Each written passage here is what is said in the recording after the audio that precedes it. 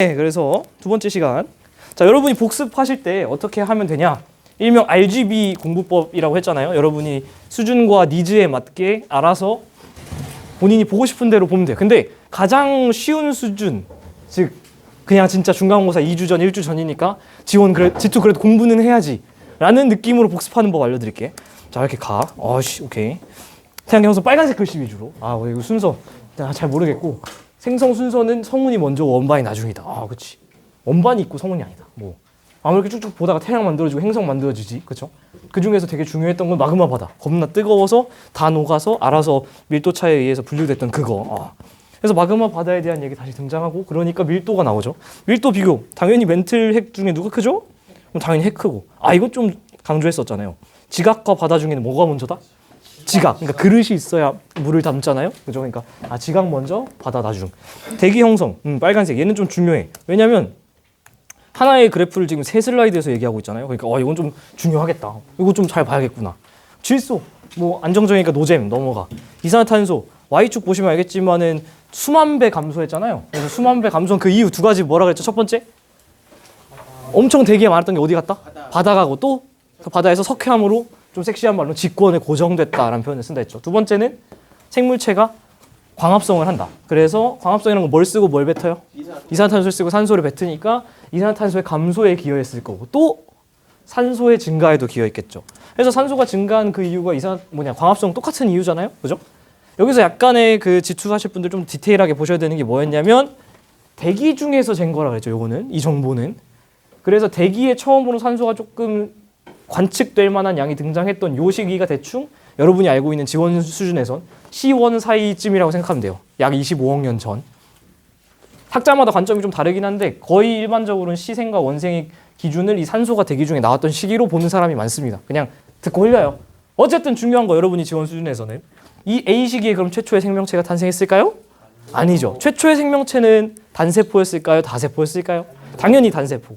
해양이었을까요? 육지였을까요? 당연히 해양이었겠지. 그러면 해양 속에 최초로 태어난 단세포 생물은 언제 태어났을까요? 시생누대. 누가? 사이아노박테리아가. 걔네가 다 죽어서 코끼리 똥처럼 뭉쳐있는 화석이 스트로마톨라이트. 그래서 시옷으로 기억하시라고 했었죠. 그래서 이 친구가 바다에서 사실은 이 기간 동안 엄청 열심히 산소를 만들어내고 있었을 텐데, 왜요? 얘는 광합성합니까? 호흡합니까? 당연히 광합성을 하죠. 그러니까 여기서 바닷속에서 막 만들던 게 포화가 돼서 비로소 대기로 넘어오던 시기가 C1의 경계다라고 생각하시면 되겠죠. 그러니까 당연한 말이지만은 쭉 이렇게 올라가다가 드디어 이제 O2라는 산소가 포화되기 시작하면 뭘 만들 수 있는 거죠? O3, 즉 오존층. 지원 수준에서 오존층은 어떤 걸 지시해 줍니까? 그치, 자외선을 차단해줘서 육상생물이 등장하게 해주죠. 지원에서 꼭 알아야 되는 거. 육상생물은 그럼 어느 시기에, 그쵸, 실루리아기 육상생물, 실룩으로 기억하라고 했었죠. 그래서 오존층 같은 경우는 최소, 이거 기출입니다.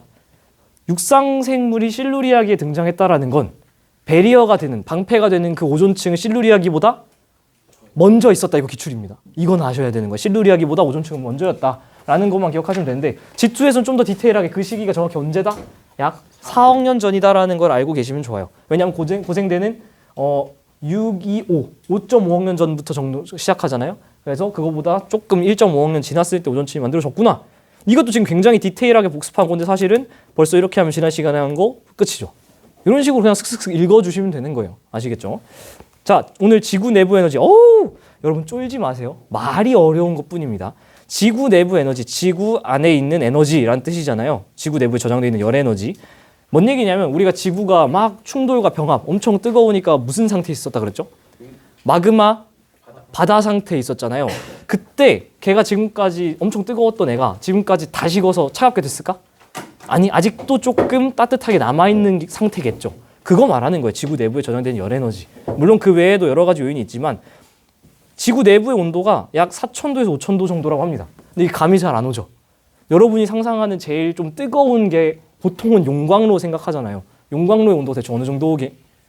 그게 한 1,000동조예요. 1,000. 그러니까 지구 내부는 사실 팔팔 끓는 용광로에 비해도 엄청나게 뜨거운 친구라는 거고, 이렇게 지구가 지금 덜 식어있기 때문에 판이 움직이고, 파란색이니까 지원이죠. 여러분이 지원에서 배웠던 판이 움직이고 화산이 일어나고 지진이 일어나고, 그러니까 극단적으로 말해서 지구가 완벽하게 식어버린 유리구슬이라면 이런 게 일어날 일이 전혀 없잖아요. 그죠? 그래서 사실은 이 지구 내부 에너지가 되게 G2에서는 좀 중요하게 다뤄집니다. 지구 내부 에너지, 즉 지구가 따뜻하게 만들어지는 요인에는 사실 세 가지가 있는데요. 1번, 2번, 3번 세 가지가 있습니다. 여기 총 세 가지가 써놨죠. 첫 번째는 아까 말씀드린 거예요. 마그마 바다 상태였던 지구가 진짜 덜 식은 거지. 끝. 2번, 오? 파란색. 중력 수축에 의한 열. 이거 어디서 배웠죠? 중력 수축? 그쵸? 원시별의 주요 에너지원이잖아요. 지구도 사실 미약하게 중력 수축이 있습니다. 근데 얘는 사실은 그렇게 크진 않고요. 세 번째, 빨간색에다가 형광펜까지 있으니까 사실은 이게 좀 중요한 내용인 거죠. 방사성 원소의 붕괴열이라고 하는데 이거 처음 보는 단어가 아닐 텐데 제 수업 열심히 들으신 분들이라면 기가 막힌데? 파란색이잖아. 파란색. 지원에서 어디에서 했냐면 크게 두 파트에서 제가 언급했었어요. 첫 번째는 멘틀 대류설. 이거 지금 맞춘 사람 처음이야. 전교에서. 와. 자, 여러분 지원 공부 앞에서부터 열심히 해가지고 판구조론 마스터는 됐겠죠? 대륙이동설 그 다음, 멘틀 대류설 그 다음, 해저확장설 그 다음, 판구조론 그 다음, 고지자기 잘 보시고 플룸구조론까지 쫙 하셨겠지? 중간에 뭐 잊어버리면 안 된다? 변환단층 이런 거 까먹으면 안 되죠. 복습 알아 잘 하시는데 지금 너무 혜성이가 잘 말해줬는데 여기 홈즈가 말했던 멘틀 대류설. 대륙이 이동하긴 이동하는데 베게너가 말했을 때 뭘 설명 못했죠? Y, 원동력을 설명 못했잖아요. 이거에 대한 설로 홈즈라는 사람이 뭐라 그랬죠? 야, 멘틀이 대류하니까 사실 거기에 위에 얹혀있는 대륙이 움직이는 거야 했던 거잖아요. 그 열대류의 이유가 제가 설명을 해놓긴 했어요. 써놓긴 했죠. 방사성 동위 원소 때문이고 이 친구는 규산염질 농집된 경향이 있고 뭐 이렇게 됐다. 그죠? 요때 한번 나왔고 사실 지원 수준에서 몰라도 됩니다. 그렇게 크게. 또 어디 등장하냐면 마그마 생성의 3대 원리 다 열심히 공부하고 계시겠죠? 본인이 이 파트 문제 지원 걸 푸는데 계속 틀린다는 거는 딱 한 가지 이유입니다. 안 외웠습니다. 공부를 안 한 겁니다. 이거는 그냥 공부하면 다 맞출 수 있는 내용이니까 필요하시면 영상 알아서 참고해서 보시고 어디에서 이 내용을 제가 언급을 했었냐면 지하 온도 분포 곡선이 좀 특이하다고 여러 번 강조했었죠. 기본적으로 우리가 마그마 바다 때 덜 식었기 때문에 깊어지면 온도는 어떻게 되죠? 당연히 뜨거워지죠. 근데 그 뜨거워지는 정도가 일직선이 아니잖아요. 어떻게 돼 있죠? 내가 50 갔을 때 이만큼 커졌어. 근데 똑같이 50 갔을 때 어때요? 덜 커지죠. 그래서 그렇게 얘기했었잖아요. 지하로 내려가면 온도가 올라가긴 올라가는데 온도 상승률은 감소한다라는 표현을 썼었죠.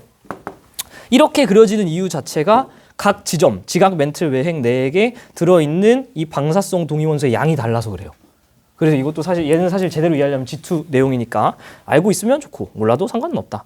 근데 22년도 수특에 언급이 된 적이 있어서 요거는 좀 한번 천천히 읽어보세요. 영상 보면서. 어쨌든 방사성 원소의 실제 분포를 분석을 해보면 과학자들이 분석을 한 거예요. 그냥 받아들이면 됩니다. 대부분 지각과 멘틀이 존재한다고 해요. 그리고 핵에는 거의 없고. 왜 그러냐면 아까 제가 그 필기노트에 적어드렸던 것처럼 규산염질에 농집되는 경향이 있어서 그래요. 듣고 흘리세요. 그러면은 한마디로 SiO, 즉 규산염이 SiO인데 규산염질이 많으면 방사성 동위원소도 많겠죠. 규산염질이 많은 암석을 우리가 뭐라 했죠? 마그마를? SiO2 함량이 많은 염중산성암이죠. 얘에서 어디까지 이어지는 거죠? 우리가 마그마에 바로 앞 슬라이드에 있는 요거죠. 규산염질 마그마는 염중산성 요쪽으로 가면 갈수록 그러니까 방사성 동위원소 함량이 많다라는 거 얹어주시면 되겠고 드디어 제가 이 말을 할 수 있습니다. 너무 좋아. 방사성 원소의 분기열은 그럼 당연히 지각이 멘틀보다 많겠죠. 근데 그 중에서도 SiO2 함량이 많은 대륙 지각이 해양 지각보다 많고, 즉 화강암이 현무암보다 많고, 그리고 드디어 얘기할 수 있어. 멘틀 감람암. 대륙 지각은 무슨 남질? 유무남질 화강암, 그렇죠? 해양 지각은 현무암질. 그리고 여러분이 지원 수준에서 멘틀이 녹으면 뭐가 만들어진다고 배워요? 현무암질 마그마가 생성된다고 배웠을 거예요. 그렇죠? 여러분 마그마 생성의 3대 원리에서. 근데 원래는 멘틀이 녹으면 감람암질 마그마가 생깁니다. 근데 지원에서는 이걸 못 써요, 이 말을. 그렇기 때문에 얘랑 성질이 제일 비슷한 현무암질 마그마로 퉁쳤던 겁니다. 이게 G2랑 지원 공부 같이 하면 이제 헷갈리는 부분이에요. G2에서는 감람암을 얘기할 수 있으니까 감람암질 마그마라고 얘기를 해야 되고 G1에서는 얘를 얘기할 수 없기 때문에 현무암질이라고 여러분이 공부하신 대로 가져가시면 돼요. 헷갈리면 안 돼. 교통정리 해드리는 거예요. 그러면 이 감람암이라는 게 뭐냐? 감람암에서 현무암, 화강암으로 가면 갈수록 SiO2 함량 어떻게 될까요? 많아지고. 그렇다면 점성은 커지지, 저쪽으로 가면. 유동성은 저쪽으로 가면 줄고. 색깔은 저기로 가면 밝아지고, 유색 광물은 절로 가면 적어지고, 무색 광물은 절로 가면 많아지고, 밀도는 절로 가면 낮아지고, 왜냐하면 철질이 여기 많으니까. 지금 이 내가 질문한 모든 거는 G2 내용이 아니고 전부 이 표에 있는 지원 내용입니다. 인정하십니까? 네. 지금 제가 질문한 게 바로바로 안 튀어나오면 여러분이 요 슬라이드 멈춰놓고 지원 복습을 하셔야 되는 거예요. 들으면 알겠지만 전 지금 사실 G2 수업한지 지원 수업한지 잘 모르겠어요. 그 정도로 여러분한테 좀 도움이 될 수업을 계속 준비하려고 노력을 하고 있습니다. 여기까지 하면 참 재밌는 질문이 나와요. 대륙지각이 그니까 방사성 원소가 제일 많아서 방사성 원소의 분계열이 제일 많은 거 인정하시죠? 그러면 우리 피폭당하는 거 아닙니까? 라고 할 수 있지만 사실 요거는 자연 방사선이기 때문에 우리 몸에는 그렇게 크게 영향을 주진 않습니다. 자, 뒷슬라이드에서 등장을 할 건데요. 지구 내부 에너지. 자, 헷갈리니까 용어가 헷갈리니까 그냥 제 손만 보세요. 이 형광펜이 1번, 2번, 3번을 합친 거죠. 그치? 이게 지원에서도 우리가 많이 했던 연습인데 예를 들어서 어떤 지역에 갔더니 3번이 좀 많이 나와. 그럼 무조건 형광펜도 많이 나올까요? 아니죠. 왜? 3번이 센 지역이어도 1, 2번 합친 거나 그 외적인 요인이 더 강하면은 3번이 세더라도 전체 합친 건 작을 수 있잖아요. 이거 우리 어디서 많이 했죠? 수괴. 그치, 차짜. 차고 짜면 어때요? 물의 해수의 밀도가 크지. 그럼 무조건 해수의 온도가 차가우면 무조건 밀도가 큽니까? 아니죠. 왜? 겁나 차가운데도 밀도가 말도 안 되게 염분이 말도 안 되게 낮아버리면, 즉 싱거워버리면 밀도는 오히려 작을 수 있잖아요. 그죠? 똑같은 방식의 사고방식이 G2 문제 풀어보면 나옵니다. 근데 어쨌든 그냥 참고하시고 아 이게 결국에는 2 가봤자 출제되는 방식은 비슷하구나. 새로운 용어가 나왔습니다. 질문이요? 아니죠. 지각 연료량. 이거는 뭐냐면 아까 형광펜, 즉 1번, 2번, 3번을 합친 녀석이 지표로죠. 지표에서 실제로 얼마나 우리가 관측되는데 라는 뜻이에요. 지각 연료량 그냥 듣고 흘리세요. 단위래. 단위 한번 보겠습니다. 밀리닷 와트 퍼 미터죠. 밀리는 그냥 여러분이 아니까 밀리니까 그냥 가리고 와트 퍼 제곱미터. 이것도 어려워. 초록색이니까 참고만 하시라는 거죠. 와트는 줄 퍼세크거든요. 그러면은 이렇게 가려놓고 볼게요. 어디서 좀 봤던 놈 아닙니까? 단위 시간당, 단위 면적당 나오고 있는 에너지의 양이죠. 그렇잖아.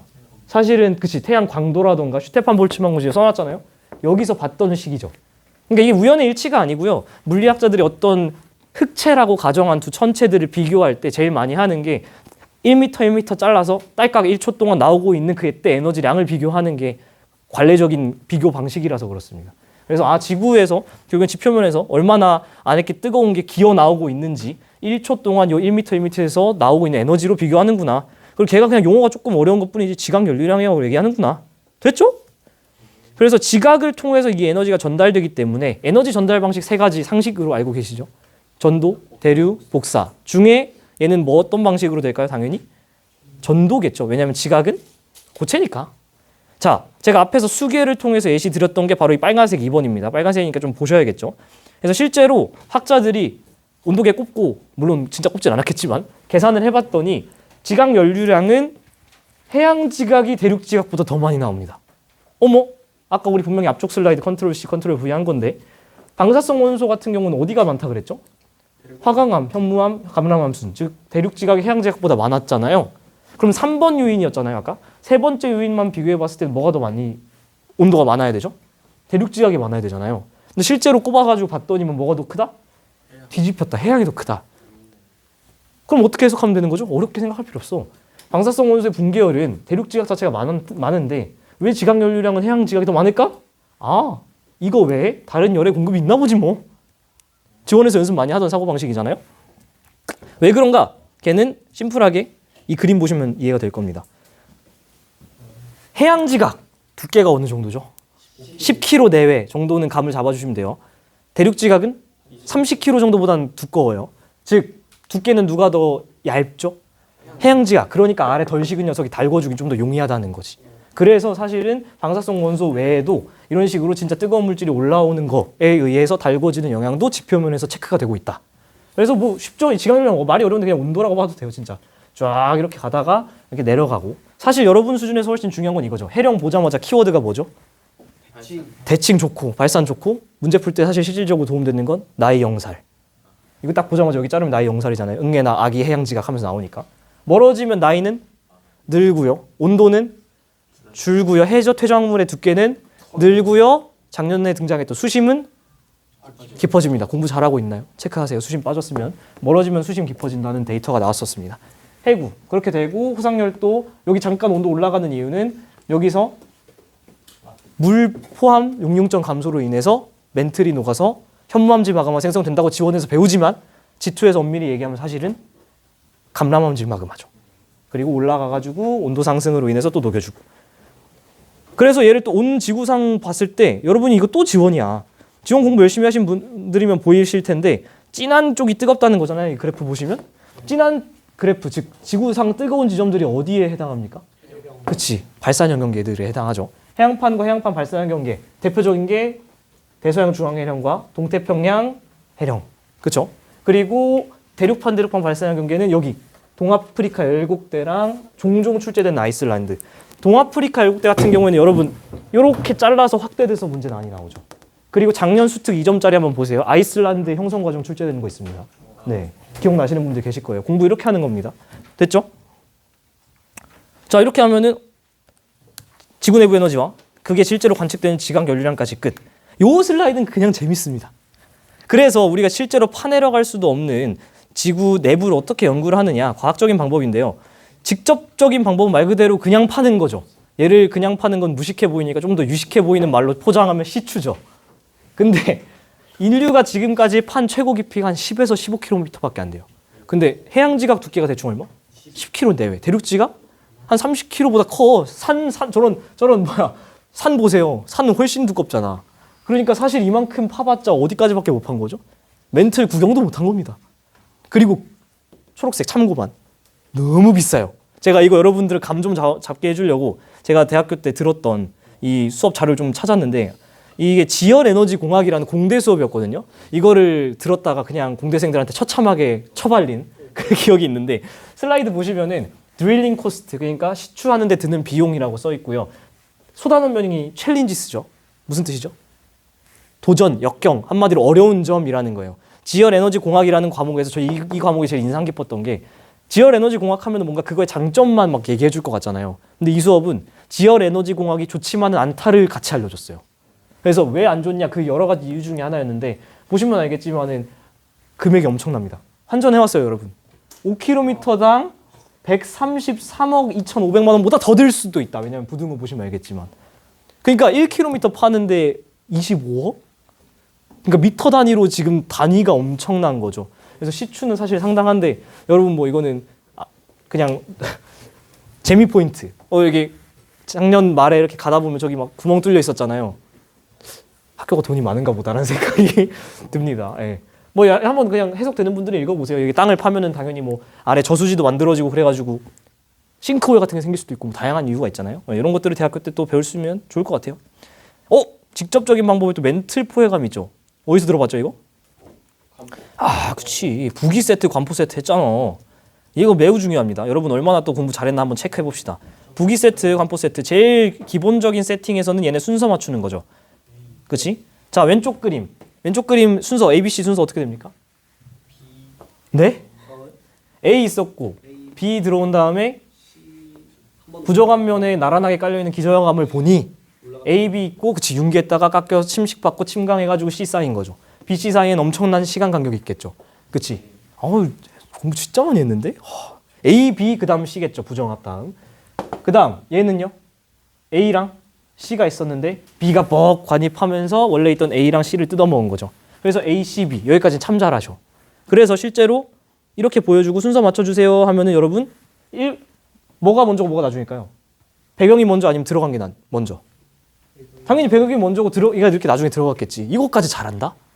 이거 그렇게 틀려. 선생님 아무리 봐도 배경이 먼저고 얘가 나중에 들어간 거 아니에요? 절대 아닙니다. 동그라미가 먼저고 배경이 나중이에요. 왜 이런 일이 생기냐면 아이러니예요. 공부 똑바로 해야 돼. 아까 요거까지 잘해놓고서 요렇게 확대해서 내면 틀리잖아. 똑같은 그림이에요. 이 노란색들은 원래 어디 있던 거죠? A고 C였던 거고 그 다음에 B가 들어가면서 A랑 C 뜯어먹은 거잖아요. 그러니까 뭐가 먼저 있던 거예요? 노랑이가 먼저고 배경이 나중이라고요. 포획감이 나올 때는. 그렇죠? 이거 여러분 틀려오면 나 진짜 엉덩이 걷어 찰 거야 진짜. 됐죠? 그래서 그렇게 되면 이제 이해가 되지. 왜 얘가 1번이고 바깥이 2번인지. 그죠? 이렇게 공부하시면 되겠습니다. 이거 출제 많이 되는데 많이들 틀려오시더라고. 어쨌든 계속 지원 수업하는데 지각 연료량 분석 아까 배웠던 건 간접적인 거구나. 지진파는 빨간색이네. 좀 중요하겠구나. 운석을 라라라 종합 라라라 같이 쓰면서 공부하는구나. 자, 지진파가 오늘 마지막입니다. 좀만 힘내세요. 지진파, 여러분 지진 처음 들어보는 건 아니잖아요. 그래서 남은 시간 그냥 편하게 들으시면 되는데 지진 그래도 우리 나름 지투하는데 조금 더 과학적인 식으로 정의를 한번 하고 시작해 봅시다. 지진이란 암석에 응축된 에너지가 파동의 형태로 사방으로 전달되는 현상. 어려워. 저는 이걸 볼 때마다 저를 가르쳐 주셨던 지구학쌤이 아직도 기억나요. 고등학교 때 지구학쌤. 그분이 수업을 너무 재밌게 해서 저도 지구학쌤이 되고 싶었는데 이 쌤이 지진 설명할 때 사실 지구는 나무젓가락과 다를 바 없다 그랬어요. 왜 그러냐면 나무젓가락을 잡고 여러분이 으 하면 애가 아 이렇게 하잖아요. 그러다가 빠각 하죠. 어느 순간. 똑같아요. 내가 나무젓가락에 으 하면 거기에 어떤 에너지가 저장되고 있는 거냐면 탄성 에너지가 저장되고 있는 거예요. 그죠? 그러다가 애가 어느 순간 버틸 수 있는 한계, 좀 더 유식한 말로는 탄성 한계겠죠. 그거에 지나가면 빠각 끊어지겠죠. 그럼 어떤 소리라든가 아니면은 뭐 파편이라든가 날아가죠. 그게 사실은 지진파라고 보시면 되는 거죠. 그러니까 사실 나무젓가락이나 지각이나 다를 바가 없습니다. 규모만 다른 거지. 물성도 물론 조금 다르겠지만. 그래서 이때 이런 식으로 전달되는 파동이 지진파이고 사실은 진원, 진앙 제가 지원 시간에 일부러 가르쳐 드렸었죠. 진원은 지진이 실제로 발생한 그 지점을 얘기하고 진앙은 걔를 지표면으로 끌어올린 지점. 왜냐하면 우리가 그 지점을 직접 볼 수는 없으니까. 그죠? 사실 여러분 수준에서 중요한 건 파란색, 지원에서 등장했던 거죠. 한번 이거 다시 한번 외워볼까요? 베니오프대, 즉 섭입대의 정의. 시작. 판의 경계로부터 멀어질 때 진원의 깊이가 점점 깊어지는 그곳. 이걸 알고 계셔야 여러분이 판의 경계 찾거나 문제 풀 때 되게 도움이 많이 될 겁니다. 지진파가 발생하면 당연히 반사나 굴절이 일어나겠죠. 왜? 이건 뭐 물리학적 얘기니까. 매질이 바뀌거나 혹은 동일한 매질 속에서도 밀도 차가 있으면 당연히 반사되거나 굴절될 수 있는 파동의 성질이 있어요. 그래서 포인트는 이겁니다. 인공지진 발생, 예를 들면 다이너마이트 빵 해서 그 녀석이 퍼져나가는 그 모양새를 보면 어떻게 반사되는지 어떻게 굴절되는지를 통해서 이 바닥에 있는 모습을 찾아내는 게 지진파 연구예요. 지진파의 종류와 특징 빨간색이죠. 얘는 좀 참 공부를 하셔야 되는데 다음 슬라이드에 등장합니다만 초록색으로 제가 잠깐 틀을 좀 잡아드리고 가면 피파, 에스파 정도는 들어봤죠? 네. 피파, 에스파는 실체파라는 쪽에 들어가고요. 조금 뭐 과학에 관심 있는 분들은 엘파도 들어봤을 거예요. 그래서 엘파는 표면파에 들어가는데 얘네들이 뭐가 다르냐면 실체파는요. 예를 들면은 듣고 올려요. 초록색이니까. 여기에 내가 서 있어. 근데 여기서 지진이 발생하면 이렇게 파가 전달될 거잖아요. 실체파, 즉 P파랑 S파는 다이렉트로 이렇게 옵니다. 근데 표면파라고 하는 L파 같은 애는 이렇게 안 오고 제일 빠르게 진앙으로 올라간 다음에 표면을 타고 와요. 그냥 그러려니 그런 파가 있구나. 근데 제가 이거를 왜 굳이 설명을 드리냐면 요 슬라이드는 좀 중요하니까 요거는 좀 중요하니까 여러분이 공부하셔야 되는데 P파랑 S파 중에 왜 P파가 P파인지 아는 사람? P파를 한국말로 뭐라 그러죠? 종파라고 하죠. 종파 일자로 가니까. S파는 횡파라 그러죠. 에스파? 에스파는 너야? 에스파는 이거죠. 근데 에스파는 횡파라고 하는데 횡이 무슨 횡자기예요? 이거 우리 했었는데 가로횡. 여러분 가로횡자 무조건 들어가는 거 오늘 하나 봤을 텐데. 횡단보도 그렇죠. 왜? 도로를 가로질러 가잖아요. 그래서 이렇게 흔들리는 친구가 횡파, 즉 S파고요. 그리고 이렇게 앞뒤로 흔들리는 애들이 종파예요. 그래, 그거 알겠는데 그럼 왜 P파가 P냐고. 프라이머리입니다. S는 세컨더리입니다. 그치. 그러면 이 이름에서만 알 수 있게 속도는 누가 더 빠를까요? P파, 프라이머리 먼저 오니까. 그 다음은 세컨더리, S파. 그 다음 표면파가 나중에 옵니다. 벌써 지금 이 표 거의 다 공부했습니다. 자, 프라이머리, P파, 종파라는 친구는 기본적으로 파의 진동 방향과 진행 방향이 나란한 이렇게 움직이는 친구고 속도가 제일 빨라요. 숫자 미쳤습니까? 외우지 마세요. 제일 빠르다라는 거. 세컨더리 P파 다음에 오기 때문에 이 친구가 S파라는 이름이 붙었고요. 표면파가 제일 늦게 옵니다. 재밌는 건 먼저 오는 친구가 힘이 제일 약해요. 뒤에 늦게 오면 올수록 애가 힘을 숨기고 있습니다. 그래서 관측되는 거 보면은 P파가 드르르 조금 빨리 오긴 했지만 덜 떨리다가 S파 오면 좀 더 떨리다가 표면파 오면 막 떨려요. 그래서 실질적인 여러분이 알고 계신 그런 지진의 피해는 얘가 제일 많이 유발을 시킵니다. 표면파가. 자, 지금 그러면 이름 됐고 속도 됐고 그 다음에 이 지진파의 전파는 사실 저 그림 보지 마시고요. 영상 한번 빠르게 보시죠. 네, 요거 무슨 파괴? 이거 무슨 파야? S파. 왜 그 S자로 생겼잖아. 그죠? S파. 이거 종파, 횡파? 횡파라고 한다. 횡파. 이거 가로질러 가니까. 왜 근데 이게 진행 방향과 진동 방향이 수직하다라는 말을 쓰냐면요. 종파를 먼저 보고 설명드리겠습니다. P파를 먼저. P파도 같이 보고. 이게 S파죠. 요게 P파죠. 이렇게 치는 거. 요게 P파죠. 됐어. 나가시고. 네. 자, P파는 매질의 진동 방향과 진행 방향이 나란다. 이게 무슨 얘기냐면 내가 용수철을 잡고 저기로 보내려면 어떻게 쳐야 돼요, 얘를? 이렇게 쳐야 되죠. 그러니까 절로 보내려면 일로 진동시켜야 되죠. 같은 방향이지. 근데 S파는 내가 절로 보내려면 이 용수철의 수직한 평면으로 이렇게 흔들든 이렇게 흔들든 이렇게 흔들어야지 가잖아요. 이렇게 가든 이렇게 가든 이렇게 가든. 그죠? 그래서 진행 방향과 진동 방향이 나란하면 이렇게 친 종파, 즉 P파가 만들어지고 진행 방향과 진동 방향이 수직한 S파를 만들려면은 절로 보내기 위해서 이렇게 흔들든 수직하게 흔들어야 된다. 그 말입니다. 나란과 수직. 됐죠? 그럼 얘도 됐고 이름도 됐고 모양도 됐고 얘도 됐고 얘도 외우는 거 아닙니다. P파는요. 고체, 액체, 기체 다 통과해요. 근데 S파는요. 고체밖에 통과 못해요. 이것도 외우는 게 아니야. 왜냐하면 P파는 어떻게 친다 그랬죠? 절로 보내려면? 이렇게 치잖아. 고체를 치든 액체를 치든 기체를 치든 다 파가 뒤로 가. 그죠? 왜냐면은 팽창과 수축으로 가니까 팽창과 압축을 통해서.